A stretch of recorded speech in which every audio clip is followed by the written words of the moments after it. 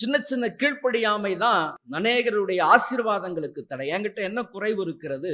அலட்சியம் என்கிற குறைவு இருக்கு. அநேகர் அலட்சியப்படுத்துகிறோம், கர்த்தருடைய வார்த்தைகளை அலட்சியப்படுத்துகிறோம். கர்த்தர் ஒரு நாளில் அலட்சியப்படுத்துவார். வேதம் சொல்லுகிறது, என்னை கனப்படுத்துகிறவனை நான் கனப்படுத்துவேன், என்னை கனவீனம் பண்ணுகிறவன் கனஈனப்படுவான். வந்திருக்கிற கர்த்தருடைய ஜனமே, கீழ்ப்படிதல் மிக மிக அவசியம். நீ நினைக்கலாம், கீழ்ப்படிதல் என்ன இருக்கு?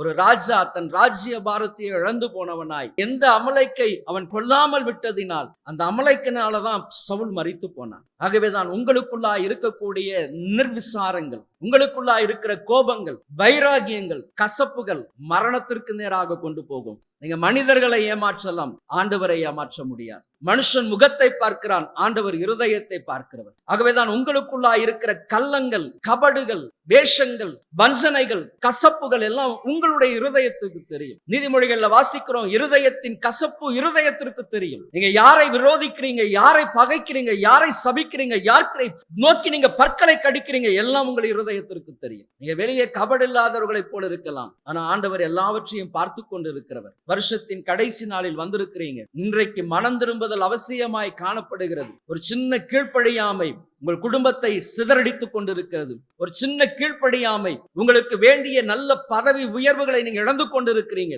ஒரு சின்ன கீழ்ப்படியாமை நீங்க ஆண்டவரை விட்டு தூர போய் கொண்டிருக்கிறீங்க.